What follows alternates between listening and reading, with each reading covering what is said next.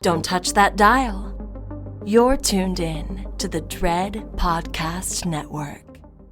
Welcome to Development Hell.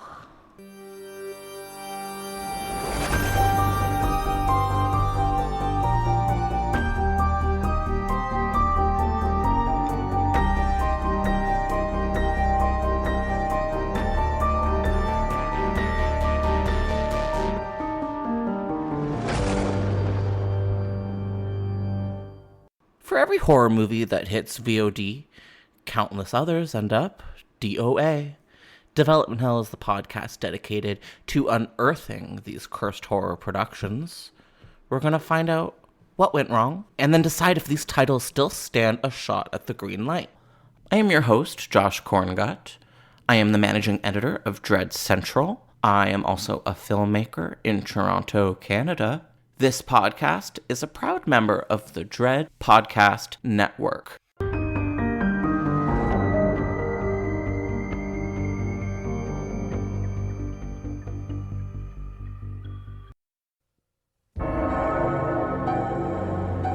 Every legend is based on fact. Every myth is grounded in truth. For 17 years, the town of Haddonfield, Illinois, has been haunted by a night when evil roamed the streets and a madman ruled the night. Everyone knows his name. Now, everyone will know the truth. I knew what he was, but I never knew why.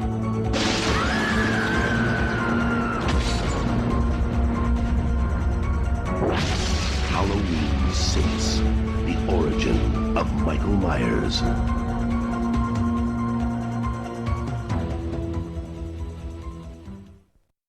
Hi, everybody, and welcome back to a brand new episode of Halloween is Cancelled. That's right, we are in our second mini-series of our Development Hell sort of limited run of Halloween is Cancelled. This is where we talk about unmade Michael Myers movies, because what else would you want to hear about in October? So today is the second chapter of our second season, and we are talking about one of the most troubled productions in horror history. We are digging up the grave of unmade Halloween 6 films, but more specifically, we are talking about Halloween 666, The Origin. Now, that is not to be confused with Halloween 666, The Origins of Michael Myers, aka the producer's cut, but we're going to get into that in just a moment. This is a wild ride. Halloween 6 is a mess. If I get anything wrong, please forgive me. I'm doing my best. Sad that rhymed. Today we are back again with returning guest judge, Jules Bruin. Jules, how's it going? Hi, so glad to be back. Wow. Jules, I know that you're not necessarily so focused on horror in your life, but we are always thrilled to have you and to have your sort of unique perspective on these stories. Do you want to just remind the audience a little bit about who you are? Yeah, I'm a counselor therapist based in Toronto, Ontario, which is Canada for our people that aren't from here. I specialize in trauma, substance use, and mental health. And so I've also always been obsessed with Halloween since I was a child. And yeah, so love being here. And that's why I think we're best friends, even though I'm not necessarily a horror person. I've always loved the spooky and the scary. So that's why I think I love you, because you're kind of scary to look at. I'm just kidding. Oh my god. Yeah, so Jules is a little bit obsessed with Halloween, not just the franchise, but the event. And I think that she's perfect for this little series. Jules also joined us for another mini-series, our Jeepers Creepers Unseen deep dive, which I think really lent to her specific talents really well. But so you know what? So does Halloween is Cancelled. And today we're diving right back in. So, some of the references for today's episode are going to be brought to us by Fangoria, a number of different issues, the book Taking Shape 2 by Dustin McNeill and Travis Mullins, Icons of Fright, as well as Wikipedia. There's a lot of information, so hold on tight.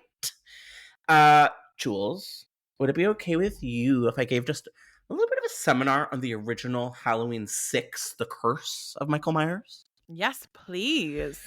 Halloween 6, The Curse of Michael Myers, came out in 1995 and was directed by Joe Chappelle, written by Daniel Ferrens. We got to see Donald Pleasance again for the final time. We got to see Mitch Ryan.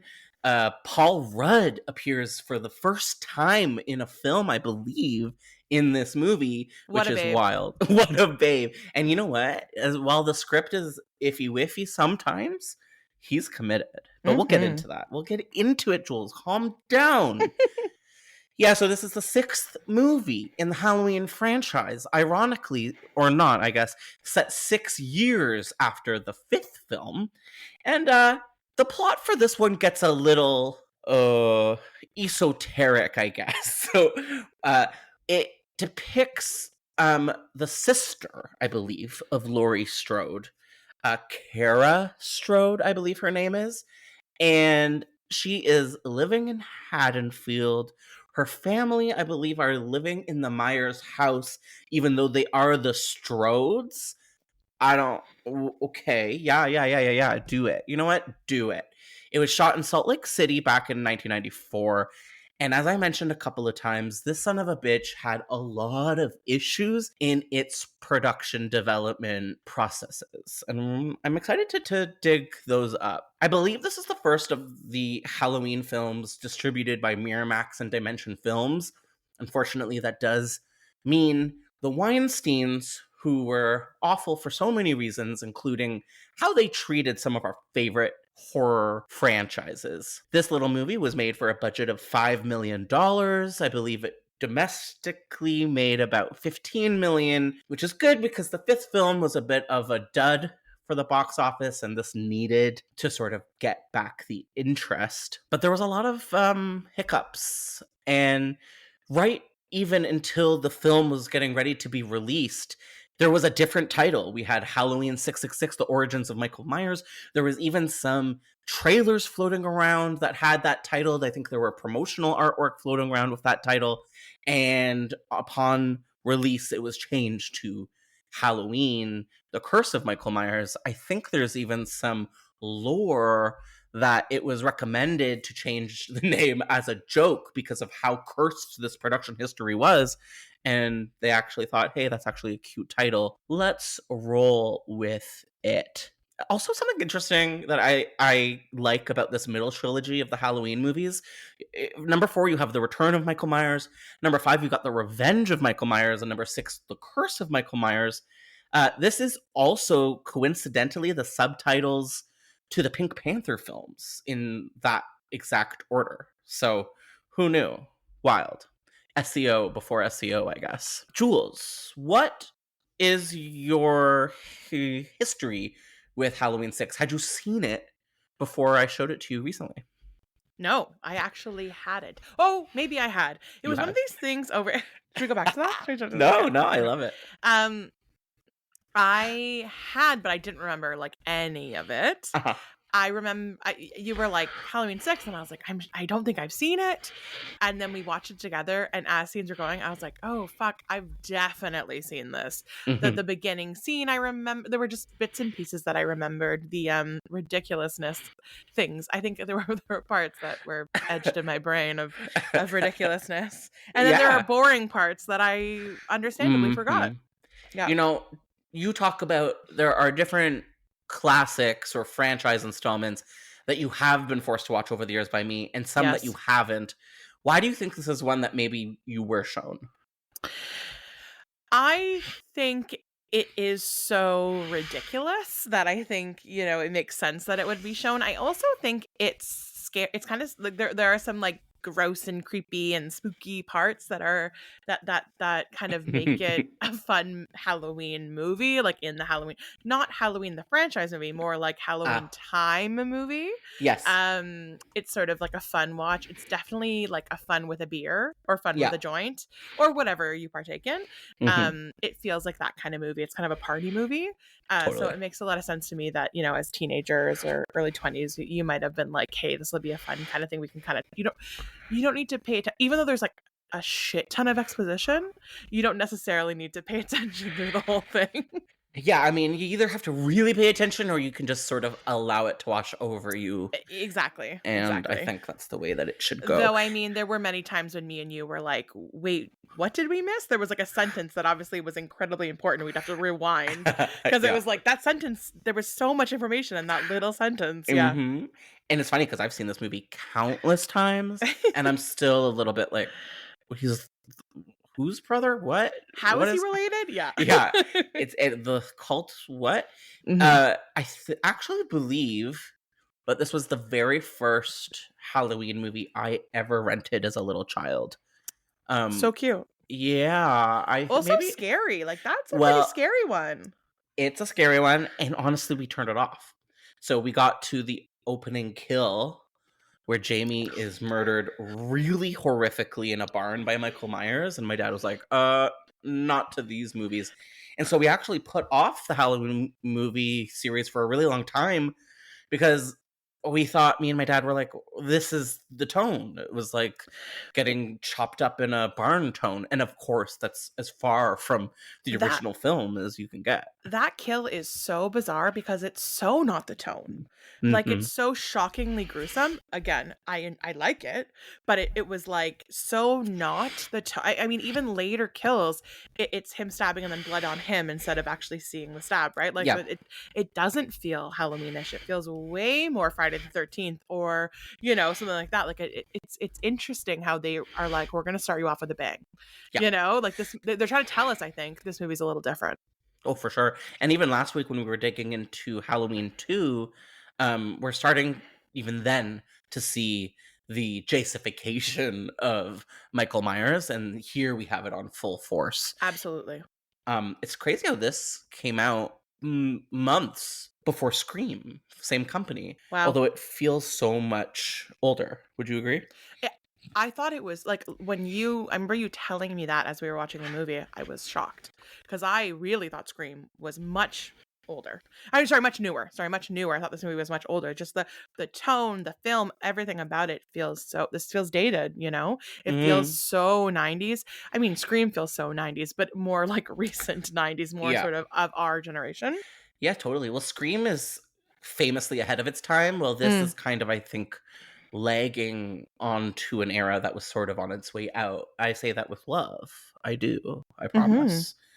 It's an interesting movie. I have to say, someone maybe online said it right, where Halloween 6 is at moments a perfect Michael Myers franchise movie, and in other moments truly the worst possible one, and it oscillates between between those Yes. qualities scene by scene, which I find so fascinating. I couldn't agree more. Just like I said, how I remembered parts really, really well, and I didn't remember parts at all. Even to the point where, like, I think it would be hard for me to remember them now, just watching it a few days ago. Like, there were parts that were so good and beautiful, like the originals, and ones to come. There were also just parts that were like, what is it? It felt like they were doing two different movies almost. Like, what's happening? You know what? Like, It's so funny that you say that because yes, actually, in a way, this was two different films. There were two versions of this movie floating around in the 90s. We had the theatrical cut, which was the version that Dimension Films was really pushing for and eventually won and got into theaters. But there's also what is now known as the producer's cut, which is a very different movie. And I have seen it. So sometimes I do get them a little mixed up in my brain. But the producer's cut is the one that we had floating around publicized as Halloween 666, The Origins of Michael Myers. If I am to be correct, and I'm sorry if I'm not, I think it had a lot more Thorn cult nonsense in it.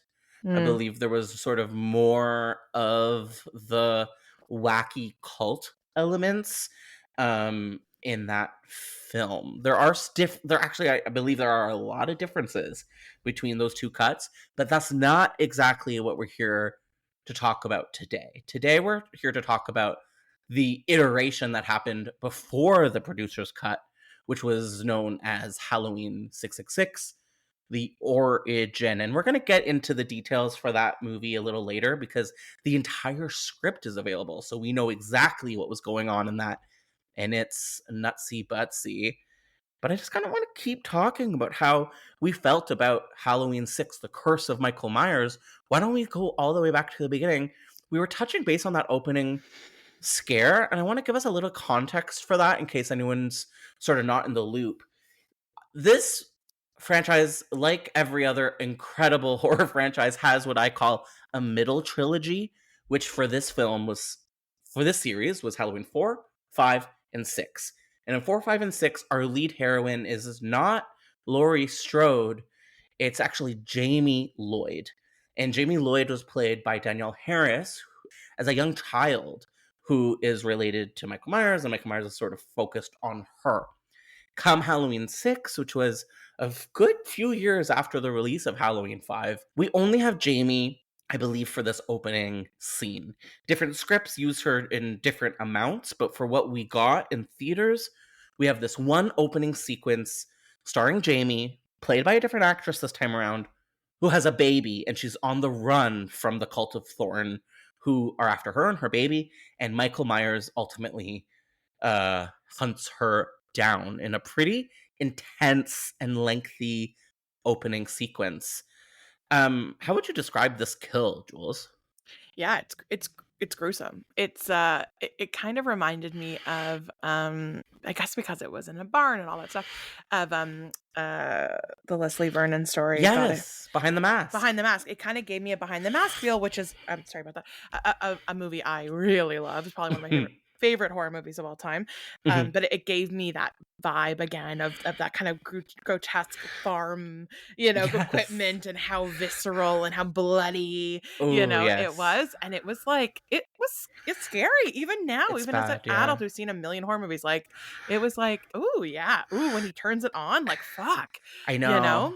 It gets worse and worse. He does this weird toying with her thing where she falls onto this piece of farm equipment. I'm sorry, I don't know what it is, but it impales her, and she's impaled on it, and she knows Michael's about to kill her, and she says, "Michael, you can't have the baby." He doesn't know where the baby is hidden, and you think he's going to sort of like embrace her, but instead he just pushes her harder onto the machine and then turns it on, and she turns into a smoothie. Yeah, it's sort of like almost sexual, almost it's almost like they're gonna caress, which I think normally there isn't that in with Michael. Never. Which I think was kind of cool, because I was like, ooh, whoa, it's kind of interesting to see it as if like, we're related, I'm gonna hug you, but it's like, no, remember, I'm pure evil. Don't forget who I am.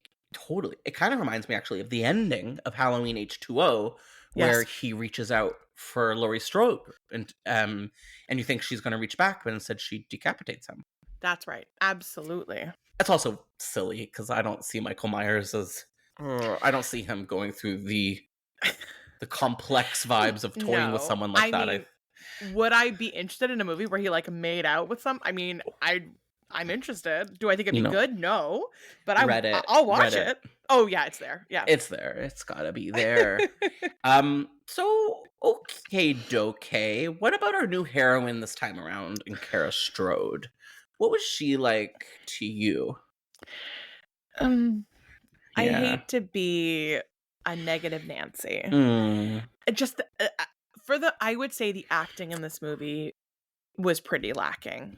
Paul Rudd is a star, and he was a star throughout, but I never like when the male actors outshine a female actress, because I am feminist, I am, women are amazing, but I gotta be honest, was she given it? She was given all she got. I just don't know that all she got was it. You know what I'm saying? Am I saying that? I do know what you're saying. Yeah, she was a little lackluster. We've had quite a few heroines in this series, including Jamie Lloyd.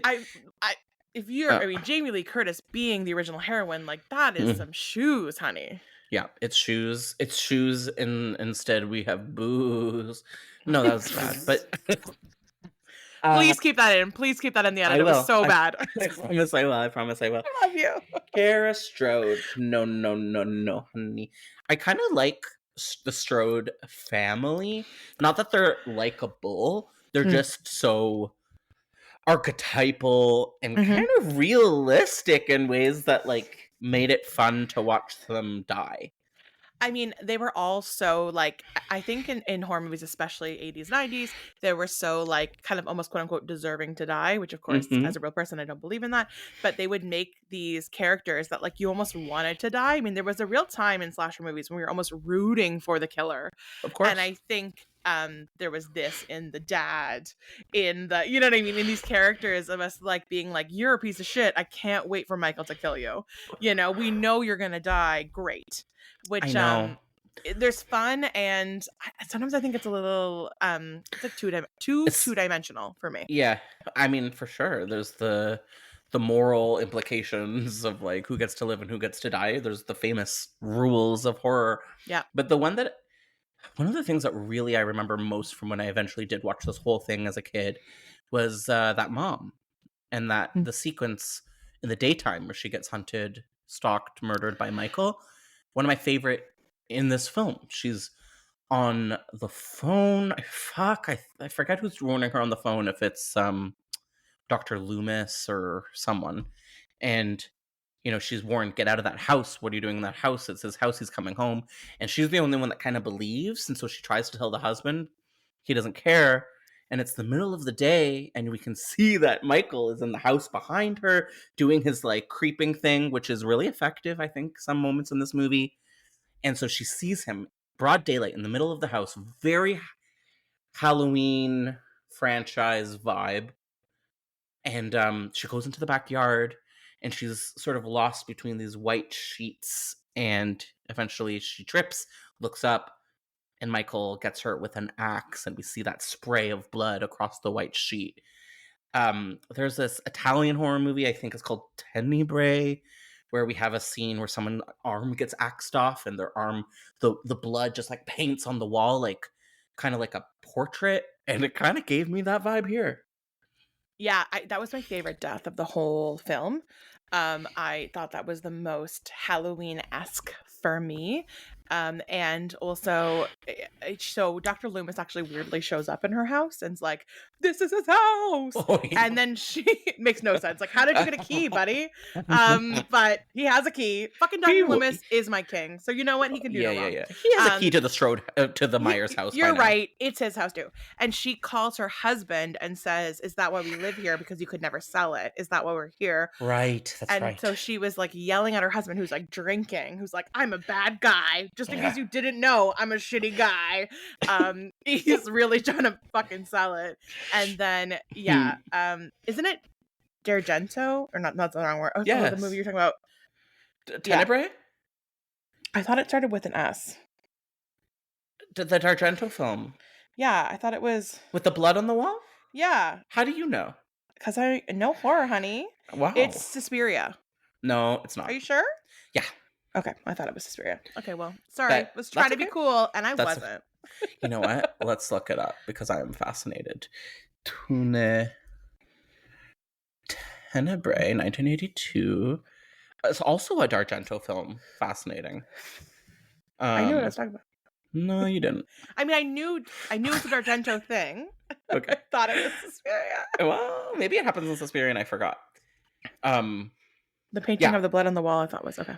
Maybe it did happen in that one too. I don't remember the first Suspiria very well. Anyways, whatever, doesn't matter. But yes, I thought that was the most sort of scary, stalker, like all those things that I love in Halloween.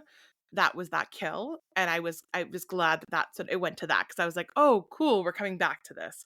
You know, it's not going to be all this sort of Jason, Friday the 13th horror. Mm-hmm. Not that I don't like that too. It's just, you know, I like them separated. I like my Jason and my Michael. You know what I'm saying? I do. You're I don't like the word purist because Nazi vibes. When we were watching this movie, We had a bit of an argument, you and I, about the direction. Do you remember Yeah. that? Yes. What was the argument? I didn't think it was good. Oh, Yeah. also the knives. We'll talk about that after. Well, the knives, whatever. But I think that this is a really stylish, beautifully directed movie by Joe Chappelle. There are a few moments throughout, and I think I had a conversation with our good friend Jinx about this too back in the day, that are just really autumnal horror, the kind of gothic vibe, especially when we're not worried about the cult, when we're like in Haddonfield on Halloween night, just vibing. The moment where it's raining blood and the little child, looks up and we see Paul Rudd see the It's body in warm. the tree. The red rain is warm. The red, and it would be, or I don't know, yeah. Pretty recent death, yeah. And there's some like orange Christmas lights strung around, and I just really enjoy the way that this movie looks when it's at its best. I just found it a little lazy. Oh my gosh. Like orange lights are spooky, and fairy lights are pretty. I don't know. I guess you're right. Maybe I'm being too negative, and please, I'm sure in the comments they're going to be like F you, which I deserve. Take her down. Take me down. I guess there were lots of times that I thought it was kind of like, I don't know. There were just things that I was like, ugh. The movie was silly. Heavy-handed, maybe? Thank you. That is the wording I wanted. It was quite heavy-handed. And maybe it's the script that I'm more mad at than the direction, which is totally possible. Yes, for sure. And maybe I'm connecting them together, but I found lots of parts of this movie just sort of like a little bit too cringy or a little bit too like, ugh, I've seen this so many times.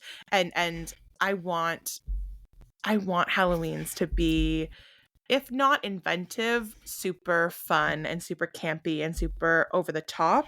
And I didn't have enough of that. I'm not saying none of that. I'm just saying there wasn't enough of that in this movie. Well, I'm going to be a horror bro, and say that I think Halloween is at its best, even in the sequels, when it's just a little bit subtle, when it's a little bit creeping, when it's a little bit restrained. Mm-hmm. And I think there are a good amount of moments that sort of succeed in this film.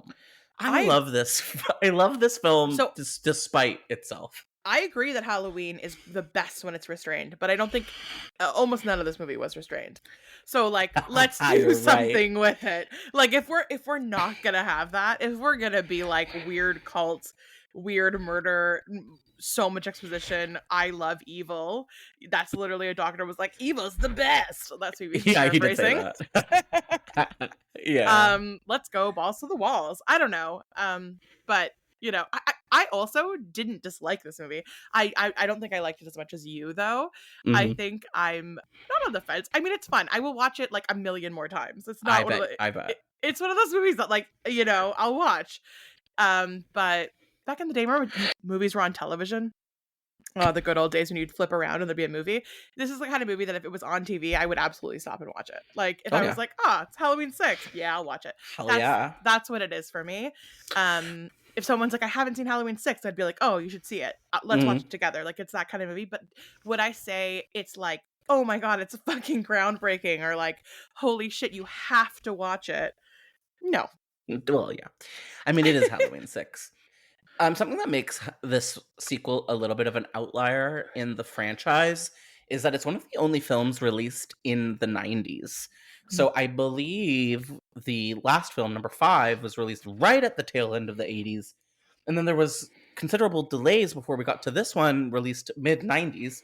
And then the only other 90s Halloween film would have been H2O a few years later, but that's pretty much just a retcon or sort of a reboot, requel, whatever you want to call it.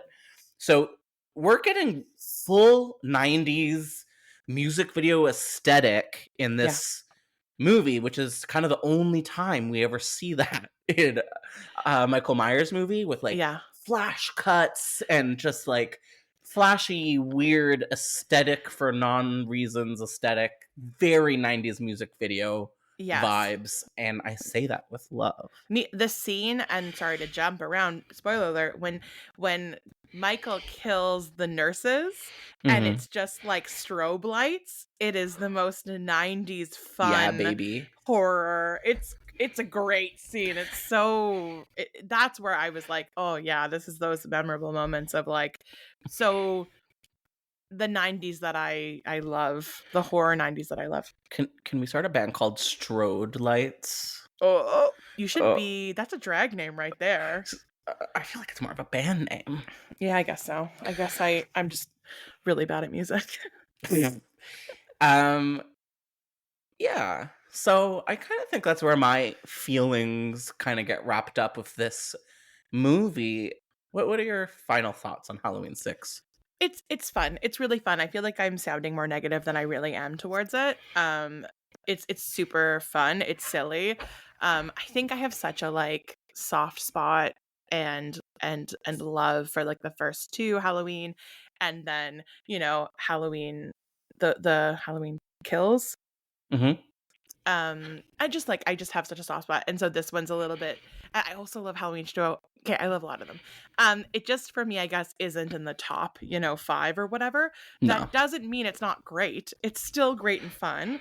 The thing I actually dislike the most about it is the weird curse piece where it's like the thorn. The curse child of thorn is cursed, but it never really comes to anything. That this child has these visions. It doesn't really mean anything. Really, if that plotline was never in it, it wouldn't have changed the movie. Yeah. So I'm really excited to hear your take, what it could have been. Mm-hmm. So something that the 90s and the 80s really took seriously was the continuation of canon. Nowadays we start fresh at the drop of a hat. But back then, like, they really were trying to tie up all of their loose ends, to finish the story from where it left off, to sort of include everything. And there's something about that I find kind of wholesome and nice. Mm-hmm. But by the time we get to Halloween 6, it's a mess. Mm-hmm. It doesn't make any sense anymore. And there's just so much to clean up that I really believe it's actually the perfect point to reboot the series with H2O. And I think it was a very smart decision for them to sort of go in that direction, because this got messy. There's the man in black who appears at the end of Halloween 5, who does get approached in this film and in the producer's cut. It's mess. And that's going to lead me, Jules, to talking a little bit about how things could have been even messier. Would it be okay with you if I dig into Halloween 666, the origin? I love digging in the mess. Let's do it. Let's dig in the dirt. So I believe lore has it that there were 11 or so different scripts written for Halloween 6. One of the ones that was closest to coming into reality was one penned by Sir Phil Rosenberg. And this film, Halloween 666, the origin, could potentially have been directed by the writer of Evil 2, Scott Spielberg. A couple of years ago, we did an episode where we unpacked how Quentin Tarantino actually was in the mix at one point very lightly in terms of creating Halloween 666. And I think he actually had something to do with Scott Spielberg getting brought on board to take a look at this script, see if he could polish it, see if he could possibly direct it. But it didn't really work out. So in an interview with Fangoria, Spiegel actually talks about his conversation with the head producer, Mustafa Akkad. And here's what he had to say.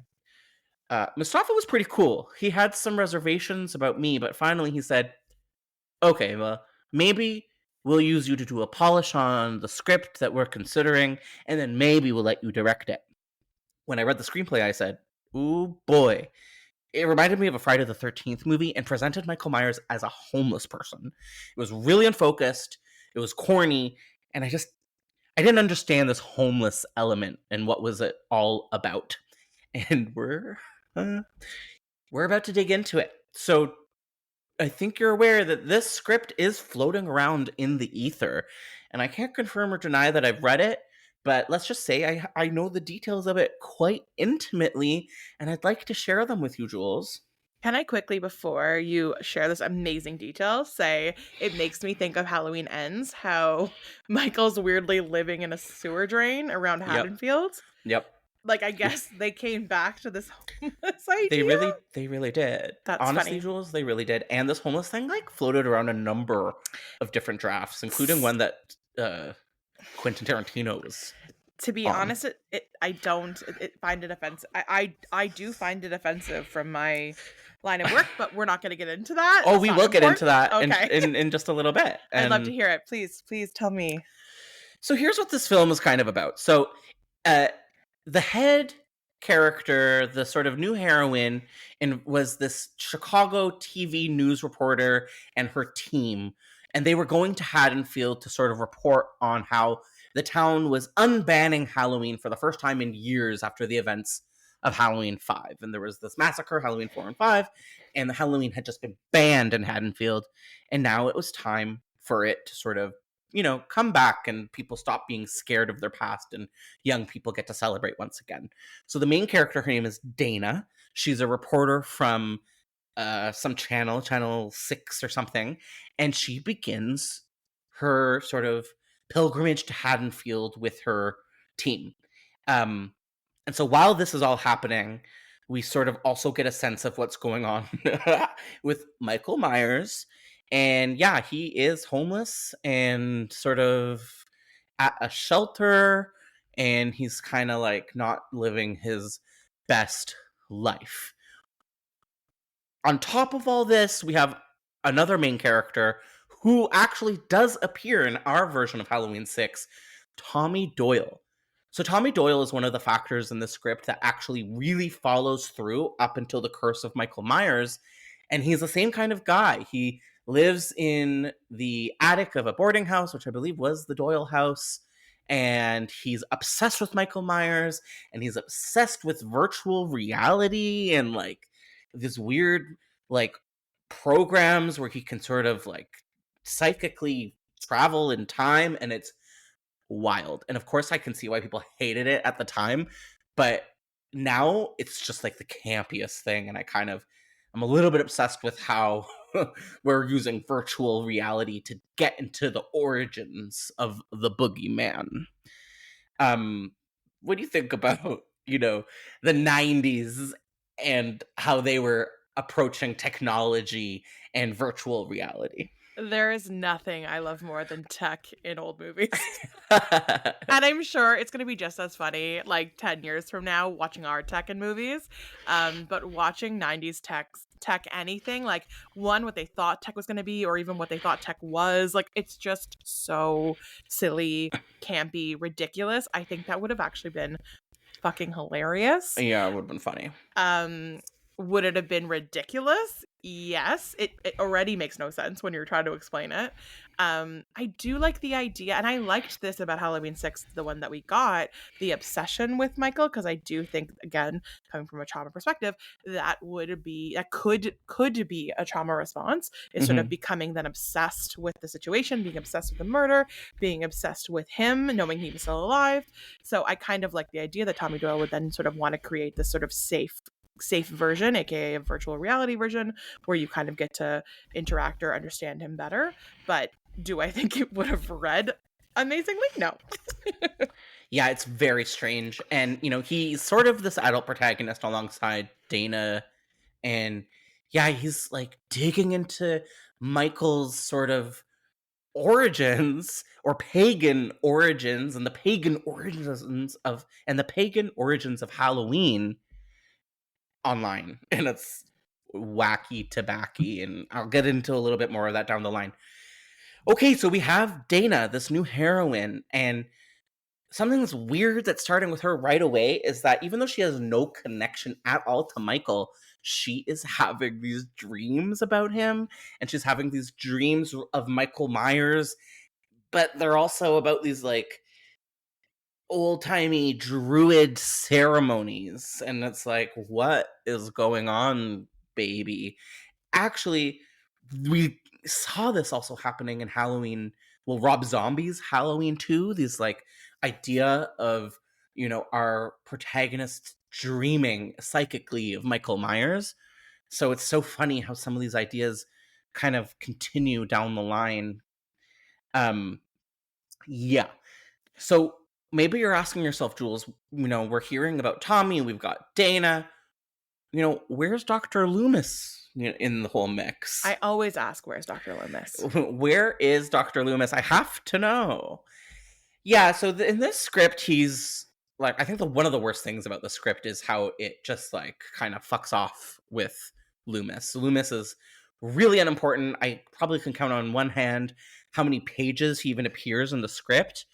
It's kind of interesting because now we're seeing Loomis as someone who has really lost his mind, and he's institutionalized at the same place where he used to work for so many years, and he's like this raving lunatic now. But like that's kind of it. Like you're seeing very two-dimensional sort of readings of of insanity and its connection to Michael Myers, and then we just kind of leave him there and never really come back to it. And it would be so sad if that was kind of where we leave Loomis in the Halloween canon. It sounds just like in general the way they depict mental illness in this could have been, I guess, film is really antiquated and really offensive, to be honest. Like, to think of even Michael at like a homeless shelter, and to think of Dr. Loomis in a like, I'm sure it was so two-dimensional. And what I find fun about the two-dimensional characters of these movies, I think you can't depict characters with that kind of this kind of stigma against them in this kind of two-dimensional lens, because that just adds to the oppression and the stigma. I mean, listen, we're talking about the Halloween franchise, babe.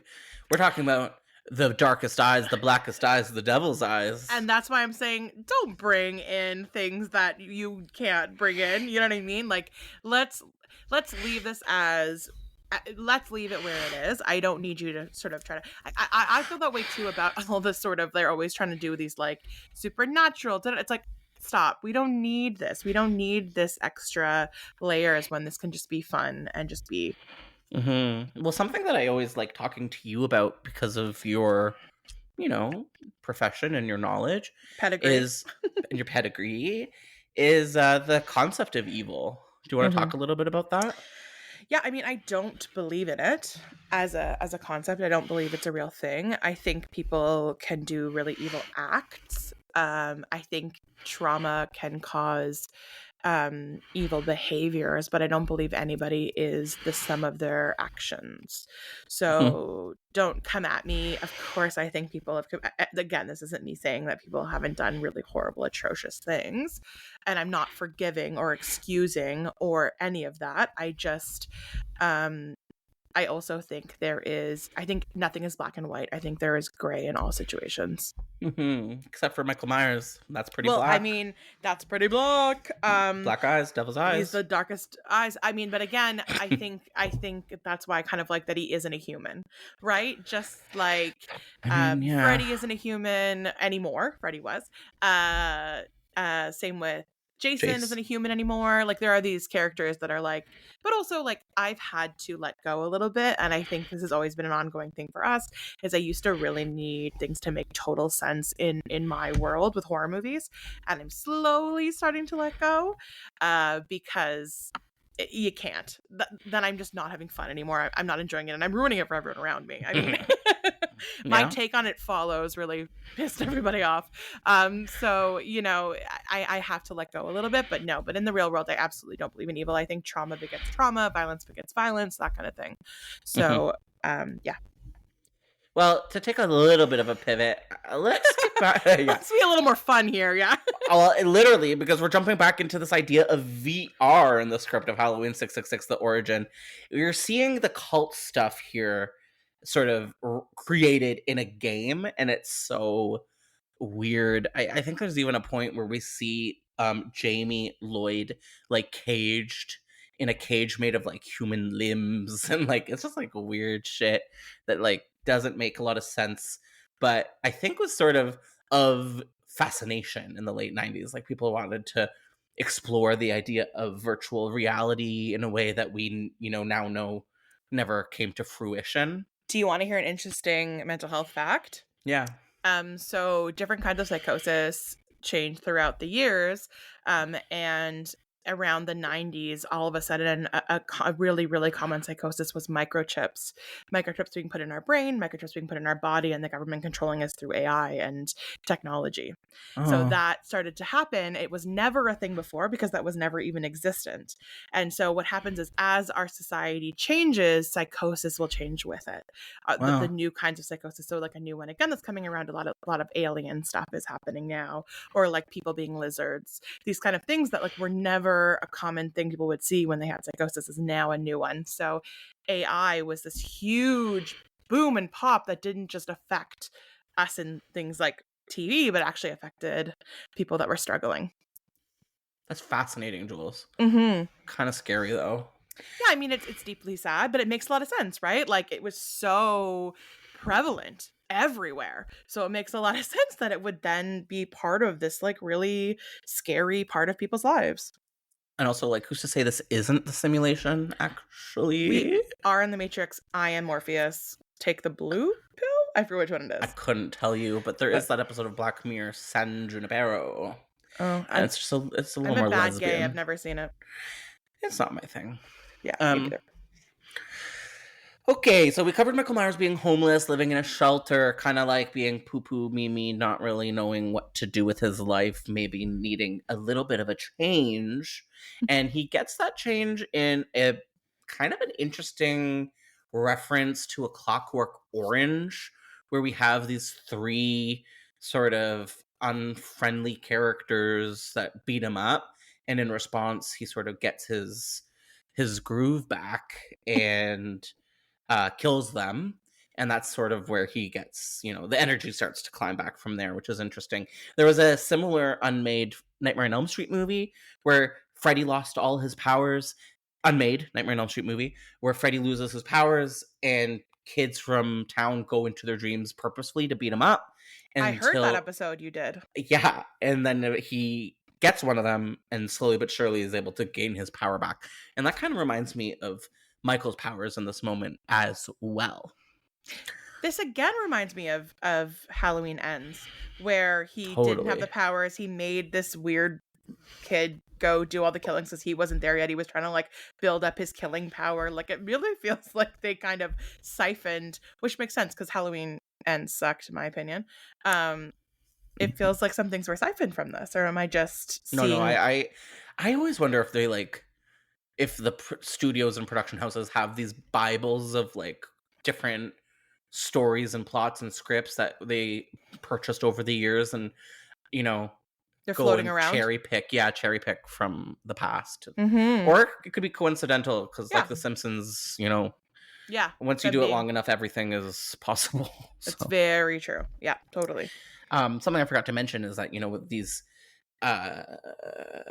Clockwork Orange type characters, when they're attacking Michael, they're also singing in the rain, which I believe is a direct reference to A Clockwork Orange. Exactly, Clockwork Orange. So that's kind of cool. And I'll leave it at that. Kind of cool. Yeah, so I don't know exactly how Michael gets his way back to Haddonfield, but he does, and he starts killing people, and Dana and her crew arrive, and they want to interview Tommy, but of course he's locked away in his virtual reality place, and they're like, okay, nerd. And that's where things get absolutely, completely confusing, and I'm actually having a hard time even talking about it because it's so bonkers, but here we go. So Tommy needs to use virtual reality and a portal of some kind to send Michael into the other world. Okay. And it has to happen like exactly at like, I don't know, 1:15, midnight, 1 a.m. I think at some kind of graveyard, maybe Judith Myers' gravestone, some kind of gravestone. And they have to like use virtual reality and this portal to the Druid ruins and the other world, netherworld, and 1 a.m. nonsense. And so they lure Michael, and I think Dana jumps into this portal hole, but she holds on to the side, and Michael, he like accidentally or stupidly falls into the portal, and it eats him up. Oh, but they walk away at 1:14 in the morning, which I think is actually Bad News Bears, which I think it actually references that maybe it had closed before Michael disappeared. So, like, is it over? Maybe not. Maybe it's not. Maybe it is. Yeah. So I think that's my best shot at sort of discussing this insane script. No Thorn, no Man in Black, Jamie Lloyd in a cage at one point. What the fuck? What did I read? I couldn't tell you. It's insane. Normally, when you read these like could have been mades, or you talk about these could have been mades, I'm like, yes, ooh, I would have loved this. I don't feel that way about. I'm like, I think for the best. Yeah. I mean, there are parts of it that are kind of interesting, but I think for the most part, I'm like, nah, I think they were right to pass on this. Like, I thought the Halloween 6 that came out was convoluted. Like, dear Lord, this is very convoluted and confusing and way too much for a fun Halloween film. It's crazy to think that Halloween: The Curse of Michael Myers is actually a much tighter version. It's of wild. This. But I do think the could have been title is much better. Are you joking? Halloween 666? I love it. Whoa. Well, I love it. Don't get me wrong. Yes. I guess I just feel like the curse of Michael Myers. It's like, I guess the annoying part for me was this kid being cursed, because it didn't, the Man in Black made no sense. Like, none of that made sense. But the baby with the D on his, I don't know, whatever. Well, we didn't get into all of the weird nooks and crannies of the producer's cut, aka the origins of Michael Myers, where there's actually like incest nonsense. Oh, God. With Michael and I think either Jamie or Kara. I don't know. There was incest in that one, and it's so weird. And so, luckily, we didn't title this episode The Producer's Cut. Instead, we are digging into the iteration before that one, because that one's even wilder. Although that one you can watch. Oh. Yes, it was released in sort of like a package a few years back, so you can actually watch The Producer's Cut. And I think I did. I saw it in a theater. There was some theater run of it. I gotta say, the last thing Halloween 6 needed was like more plot. Like, there was already too many things going on, you know? So we did not need to add in like weird incest into the I mean, we never add we never need to add weird incest. I disagree. I think we can. There's always space for a little bit of weird incest. Yeah, fair. A little bit of oopsie poopsie.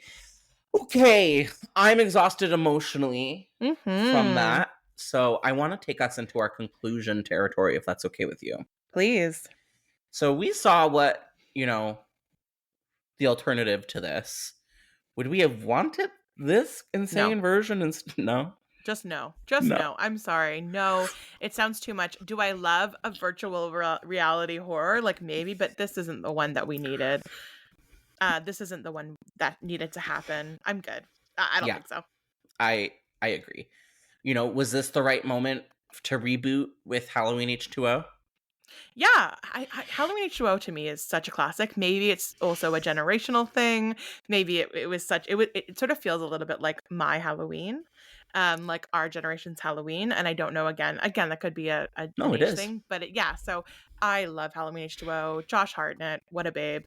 Not that Paul Rudd's not a babe, he's such a babe, but Michelle Williams and Josh Hartnett, like, you can't go wrong. Jamie Lee Curtis, damn. Anna fucking University, was it U of T? It feels like it was U of T. No. Oh, it feels like a U of T campus film. Yeah, I feel you. You know what? Babes beget babes, and facts. And even Halloween Ends had some babes, and our Dread Central's very own Chad Collins wrote about the best hunks from the Halloween franchise, which you can read online. Go for it. Oh, cool! I will read that. Yeah, you should. So here's my next question for both of us. I might have more of an answer than you, but who knows? Sure. We're wondering what's next for Halloween. Before I tell you what the Rumble Bumbles are, like, what would you want to see after this lackluster, in our opinion, Blumhouse trilogy? Like, where should this go? Oh, such a good question. I mean, I like the idea of, I think it's a little basic, but I like the idea of like obsession with, Michael Myers. And I think right now, with all the obsession with true crime and the true crime podcast and I think it would be cool to see sort of something like that. Like, maybe like true crime girlies or true crime people like doing an investigative thing and sort of maybe even like fangirling over Michael. And I have to pause because you're literally describing the plot of Halloween 2018. Shut up. Did you not see Halloween No, 2018? Oh my no. god, Jules. So you saw kills and you saw ends, but you didn't see the Halloween 2018? Oh my god. You're literally describing the first quarter of that movie. I'll change it. That's so funny. Yeah, it's about these podcasters. Everyone at home is screaming at you. It's about these podcasters cut that are like, no, I'm not. They're No. obsessed with Michael Myers, and they like go to interview fucking Laurie Strode, and she's like, "Are you idiots? You're about to die, baby." up. And they do. I truly didn't see it. That's so funny. Wow, I am a basic bitch. I knew it. Well, and then I guess I don't know where the fuck it should go because this is why I'm not a writer and you are. I'll just be a therapist and stick to my lane. Wow, I didn't say that, and I don't think that. I do. Okay, well, to my understanding, recently there was some rumble bumbles out in the ether about what's happening next with Halloween, and there have been some reports, I think it was on Bloody Disgusting, that they're actively shopping the rights to this film series around, and there are allegedly some allegeds about maybe A24 wanting to come on board and do something, possibly even for TV. I know that A24 is currently producing Friday the 13th sort of prequel TV series thing with Brian Fuller, so that doesn't surprise me that they would want to dip their toes into all the franchises. But we don't know. I think they're just sort of taking pitches, and we'll see. But it doesn't seem like Michael Myers is going to stay dead for too much longer. I love A24. That's great. Though I will say, I wish we would give new writers and new ideas sometimes more of a chance. But, that's just... Well, you can. But even with old IP... You're right. Even with old characters, you're right. We can make them new again. Totally. Give it to the kids that just made Talk to Me. Yes, please. What a great movie. Yeah, what a good movie. All right, Jules. Thank you for joining us on another episode. If you wanted to be found on the internet, where can we find you? Yeah, I mean, if you want to find me, it's not that interesting, but I'm at Jules Rules Your World on Instagram. It's just my Instagram. I'm also, like I said, a counselor in Toronto, Canada, so I am on Psychology Today, Juliana Bruin. But yeah, thanks so much for having me on again.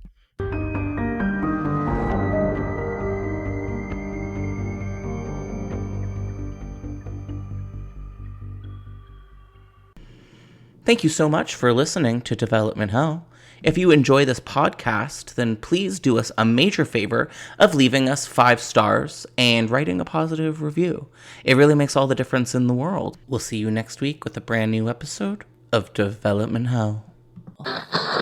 Thank you for listening to the Dread Podcast Network.